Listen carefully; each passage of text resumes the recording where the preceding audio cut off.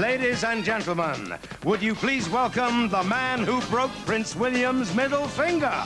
It's Mr. Iain Lee.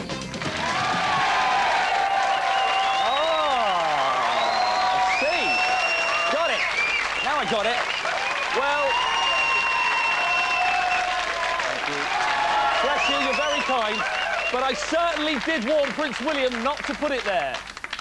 That's the joke. Hello and welcome to 11 O'Clock Show on Tuesday, the 13th of April. With me, as always, is the delicious, the delightful, the de-lovely, the de-Daisy Donovan!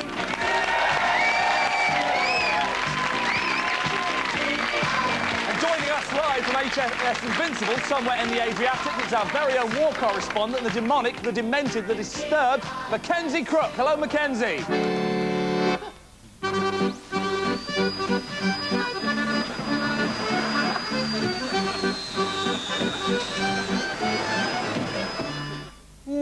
More from him later.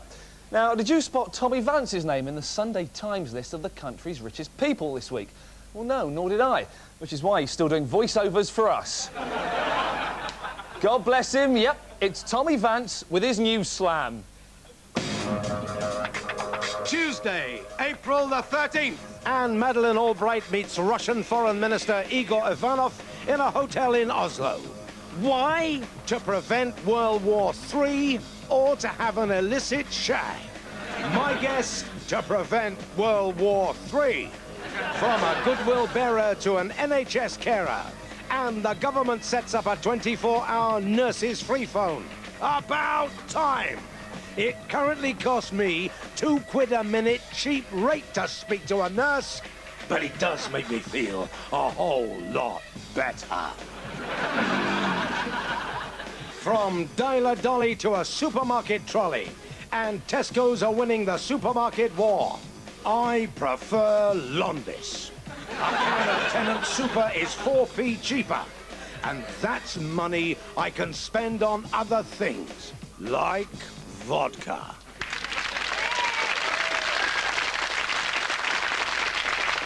Well, that was Tommy Vance with his Titanic news slam, but what about the smaller boats of news, the canoes, the rubber dinghies? Well, to keep them afloat, here's our Red Top Roundup. The Women's Institute has shocked the country with their latest calendar, which shows them flower arranging, cake baking and painting naked. We've got March 2000 here. Now, all that does is remind me not to eat too flowery baps. Wow, what a lady. Prostitutes are now providing welcome breaks for people travelling on the motorway by setting up brothels as alternative service stations. This brings a whole new meaning to signs telling drivers to pull off the motorway now. And finally, Russian Premier Boris Yeltsin is to be impeached for causing the collapse of the Soviet Union, illegally shelling his own parliament, killing his own people and the war in Chechnya. Now, these are obviously heinous crimes for which Yeltsin should be punished, but I still think sticking a cigar in a lady's gusset is much, much worse. Daisy. The world of fashion moves so quickly that by the time I finish this sentence, flares will have been in and out of vogue an incredible 76 times. Wow. Later in the show, Ali G gets the latest fashion news as he raps with top designer Tomasz Starzewski. Here's a clip. Can you see from the way a material hangs if the lady got a shaven even?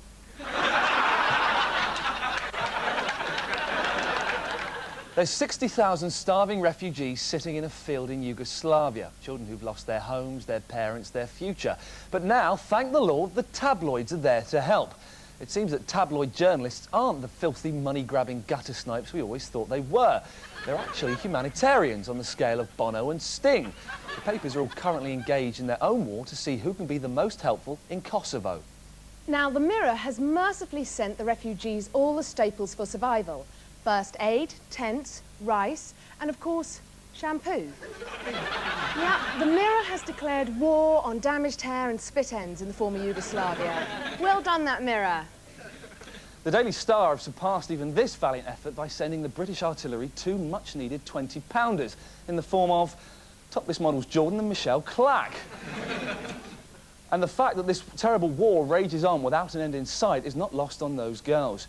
As you can see, Michelle Clack is literally overcome by the gravity of the situation. The Daily Mail shocked the nation today with the tale of PC John Lee, fined £1,000 yesterday for faking witness statements. Why did he do it? Was he corrupt? Was he accepting bungs from bent snitches? No, he was so lazy he just couldn't be asked. But what sort of coppers would the public prefer? Never one to miss the chance to mess around with a Bobby's helmet. Iain went on the beat this morning to find out. So PC John Lee, the lazy Mancunian copper, has made up evidence about a hit-and-run incident. But is that really so wrong? Surely it's better to get an accurate made-up statement rather than be forced to rely on idiot eyewitnesses. And I've come here to London to see what people think. When do you think it's right for the police to make up their evidence? You mean, when do I stop beating my wife? That's one of those questions, is it? When did you start beating your wife? I have beaten my wife, and that's the whole implication of the argument. OK, supposing there's a nonce hanging around the school playground. It's obvious he's a nonce, but there's no evidence. Is it OK to make up evidence then? I think so, yeah. I think in that instance it's okay. Supposing your house had been broken into, vandalised and defecated in, you knew the man that shit in your living room, but you didn't quite have enough evidence to put him away. Would it be OK for the police to make up their evidence then? No. So it would seem that people are fairly sure they would never help make up evidence. But maybe they act differently if they are asked directly by a local lazy Bobby, our very own PC Iain Lee. There's a security camera that's just up there on the wall there. What happened is it's filmed a robbery that took place here a few days ago, but there's a couple of bits missing from it. The criminal didn't look dissimilar to you. I couldn't just chase you, just from here, just round past that sign, could I? So it'll come up on the security camera footage there was a chase involved. Would that be all right? Away you go. Come back here! It's on my radio, there's actually a situation taking place in that building over there. You couldn't pop in there and have a look, tell us what's going on, because if I go in there dressed like that, it's going to kick off and go apeshit. Well, you know, I've got a wife and 2 kids, I don't want to get beaten up. If you just pop in there, see how many men are in there, see if you can see any guns, then come back and let us know, and I'll alert the authorities. I'm doing a stakeout on this building here, armed response unit. Thing is, I'm busting for a pee, and I'm supposed to be meeting my wife for a drink. I couldn't leave you in charge of my gun, could I? And if you see it, like, seriously, I'm busting for a piss. Listen, if you take this... So there we have it, and no wonder the police are forced to make up evidence if the public are as helpful to them as they have been to me today. This has been Iain Lee, the 11 o'clock show, London.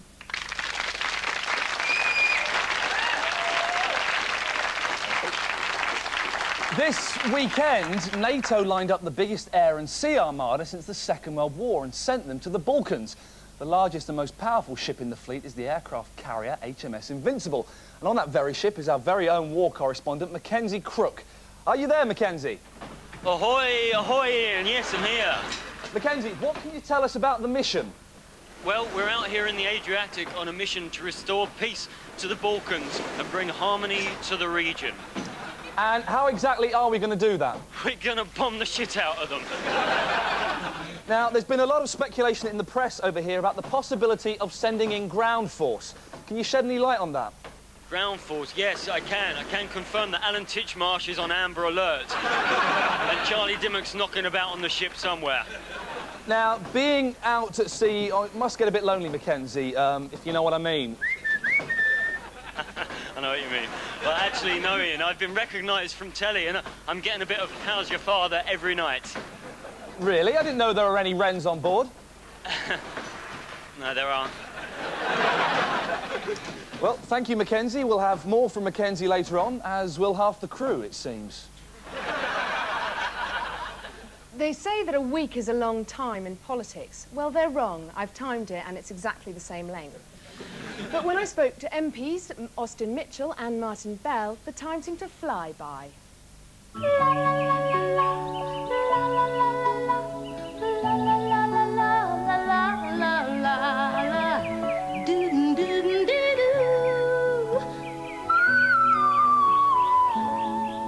Ding dong, ring my bell. Here I am with Martin Bell. Thank you very much for talking to us today. Austin Powers, International Man of Mystery. Austin Mitchell, International Man of Politics. Thank you very much for talking to us today. When you say something, who says it? Sometimes when you... When I say something? Yeah. Do you say it? Oh, yeah. I say whatever is on my mind to say. Now tell me, how is being in government different from being in opposition? Are you peeping through the doctor's curtains? Well, it's much more boring, actually, in government. How do you get up the greasy pole? Well, I'm hardly on it. I think Where are you on the greasy pole? I'm way down the bottom of my own greasy pole because I'm not trying to found a movement or party. I'm just trying to survive and do a little bit of good for 4 years of a parliament. Do you think it's a question of if the horse says dance, will the donkey tango? Yes, with reservations. How do you guess? When you're up against it, do you chew the rug? Every now and again something really difficult happens. The press will go for you. And then you munch the carpet? No, if you've got anything that they're asking you about, you tell the absolute truth. Look, politics is like surfboarding. Let me give you the analogy. The correct analogy is it's surfboarding. You're paddling water on your surf. Have you caught the tube? No, you haven't caught the tube, you haven't caught the wave. I'm happy that we don't have to make this decision in the term of the only parliament in which I'm serving. You do not think that we're staring at the chicken's throat? Well, like on this issue? Yeah. I'm persuadable. We're going the other way. You can lose out. Suddenly the wave comes and you've got to balance on it. This is what Tony Blair's done very successfully. Go on, So, yeah. That's right, go on. That's right. X, Z, what's missing? When I say X, Z, what letter's missing? Okay, X. You're asking me to... What is the letter that Okay, I why? missed You want out? to say why? Is that a question you often ask? I don't say... I did start with. I said, why on earth have I ever got myself into this?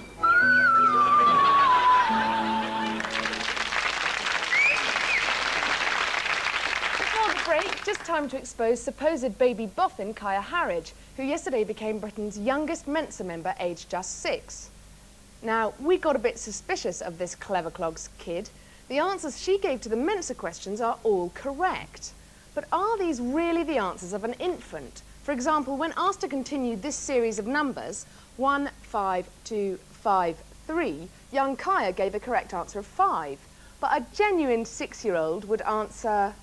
Why do men have willies? Women don't have willies. Do you have a willy? What's a willy? Which, by coincidence, is also the same answer that Mackenzie gave. So, well done to you, Mackenzie.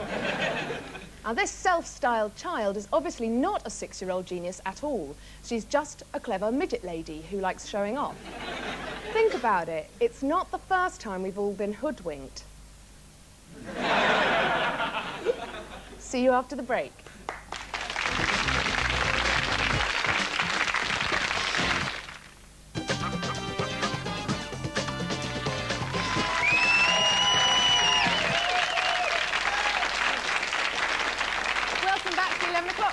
Just time to give you the answers to last week's quiz on EastEnders star turned slinky pop soulstress Marty McCutcheon, shown here with her left breast. The answer to question 1 was Tiffany, or Tiff, ex-barmaid at the Queen Vic. The answer to question 2 was yes, most lads would, given half a chance. As would Pat Butcher, probably. The answer to question 3, now all of you got this. The answer was, of course, Slim Fast. But we would have accepted Weight Watchers or, as a last resort, wiring her jaw. And finally, question 4, our picture round. Fooled quite a lot of you. This close-up wasn't, as most of you thought, corned beef or orange peel. It was, in fact, Martine's leg. And today's winner is a Miss Anita Dobson, a former chart topper and ex-barmaid of the Queen Vic. Spooky. Congratulations, Miss Dobson. You win a walk-on part as Widow Twanky in Aladdin at the Lyceum, Peterborough. Well done. So, the police finally caught the Mardi Gras bomber, and last week he confessed he was guilty. Now, however, he's claiming that part of his brain is missing and he needs psychiatric help. Now, many people are dismissing this as complete bollocks, but just take a look at this picture. If that isn't the face of a man with some brain missing, I don't know what is. But our guest does, so please welcome him. He's a consultant in psychological medicine from St Bartholomew's Hospital. He's brain expert, Dr. Martin Deal.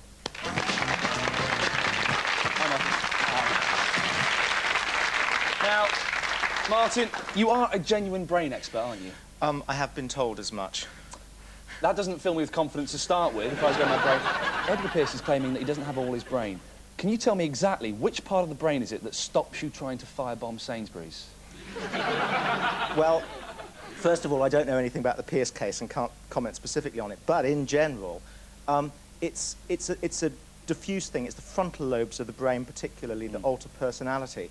And it can make people sort of paranoid, and it can make people sort of, the nastiest aspects of your personality become sort of coarser and sharper. So if you're a bit miserable, you become a sort of cantankerous git.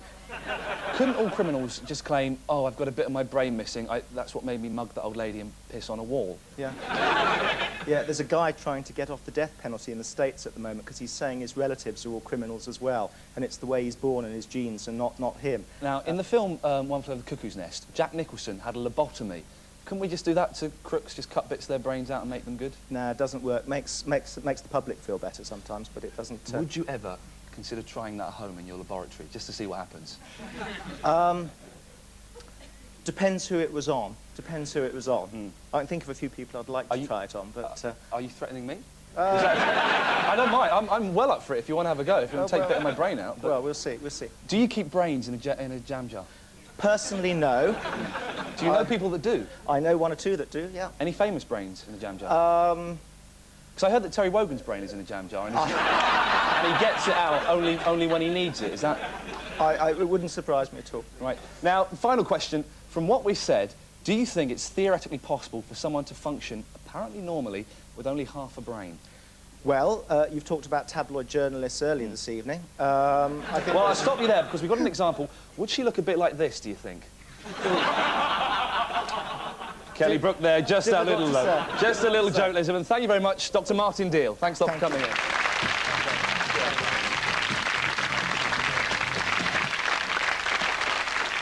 A report in today's Mirror reveals that the war effort has stepped up a gear. Plans are afoot to unleash the most deadly, vile weapon of mass destruction yet. It's a Michael Jackson charity record. In an exclusive interview, the Pixie Nose star reveals how he weeps for the children of Kosovo, adding that he couldn't bear to live in a world without kids, saying, "They inspire me in all I do," he explains. "Every song I write, every dance I perform," which must be why he does this. Oh! In the same interview, he revealed he has a deep-rooted distrust of the press based on years of sneering treatment by journalists who, he claims, do not understand him. He's a 40-year-old man who loved the company of strangers' kids. He has a best friend who's a monkey. He lived in an iron lung, and he fancies Liz Taylor. Of course we understand him. He's mental. Fashion. It's the difference between seeing someone dressed as a gas man and saying, "Are you here to read the meter?" or saying, "Wow, you look really trendy. Where did you get that gas man outfit? It's so now." To find out more about the fickle world of fashion, we sent our voice of youth, Ali G, to meet designer Tomasz Dąbrowski. Yeah, you don't stop. It goes out to the crew up top. That's it. Booyaka! Today we is talking about fashion because it ain't only on the streets, it is also in the shops. And I is here with none other than my main man Tomasz Dąbrowski, that be a main fashion designer. Now fashion, it well important, innit? Yeah, it's important. We all like clothes, we all want to look good. For real. We're respecting what you was wearing now, your threads, you're styling it, you're rocking. What is that made out of? Can I have a little... Hair. More hair? Yeah. More hair from the muff? No, hair is a type of wool that is woven. Do you put your label all over the front? No. Do you put it just subtle down the I side? only put it inside. I think it's vulgar to Where see do you a put label. it? Inside. Why don't you put it on the front? Because I think it's vulgar. But if you put it on the outside, then you were selling the clothes and you was also advertising the clothes. You was knobbing two ladies with one Johnny. It's not what I'm about. Will you make clothes for any woman, though? If she likes my style, if she likes my look, I'm very happy to make clothes. I mean, I don't have a problem with that. What, even if there is mingers, would you still make clothes for them? So what? Mingers, if they have, you know, nice personality. You know, nice personality, you know, face like a Rottweiler's ass. I don't have that discrimination. I'd find that very offensive. What about Versace? Do you rate him? I think that Versace, I think that Gucci is the Versace of today. Was you happy when he got... Yeah, because I think it's a tragedy for anyone to be murdered. Aye, but there was less competition. It has nothing to do with competition. I think that it's a great tragedy. I wouldn't wish that upon anybody. Me heard it was Calvin Klein that did it. Is that true? I knew I'd liked it. So, what do you think about the Wonder Bra? Changed a lot of women's lives. Do you think it should be banned? Whatever for? Because you think you was getting something and then you don't get it. But if you're stupid enough to think you're going to get it, it's your fault. The other week, though, me was in this club and me saw this girl and she, you know, she had a bad face, whatever, but she had these serious Babylons, man, and me was grinding and me was doing the bogle, man. And me took her home, me unleashed them, and they disappear. They're gone. They're one on the floor, one behind the back. That ain't fair. She's a good actor. You got to give it to her. Well, me couldn't You got to give it to her that she pulled you. Me did give it to her, but me didn't feel good about giving it to her. You know what I mean? All right? Check it out. Buy your Stajewski. Start wearing the Stajewski. Start keeping it real and styling it. Big up yourself. Thank you. Nice.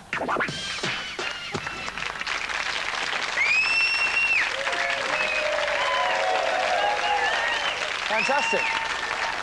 Now, we've just got time to see how our war correspondent, Mackenzie Crook, is getting along on the HMS Invincible. Mackenzie, are you there? Yes, Mahati, loud and clear. So, you've been on board for a while. What entertainment is being laid on for our boys? Oh, well, nothing but the best, Ian. Last night, Jane McDonald from the cruise flew in and performed one of her hits in the cabaret. So, what are the latest developments? Well, to be honest, Ian, I don't know. It's one big party out here. Last night in the bar, I got really friendly with a rear admiral, and this morning I woke up in the officer's mess. I always get the damn patch. Thank you very much, Mackenzie. Our brave war correspondent there, Mackenzie Crook. Never afraid to get in the firing line in a sticky situation. Now, before we go on a more serious note, we'd just like to take a moment of your time to highlight the plight of one of life's forgotten old soldiers.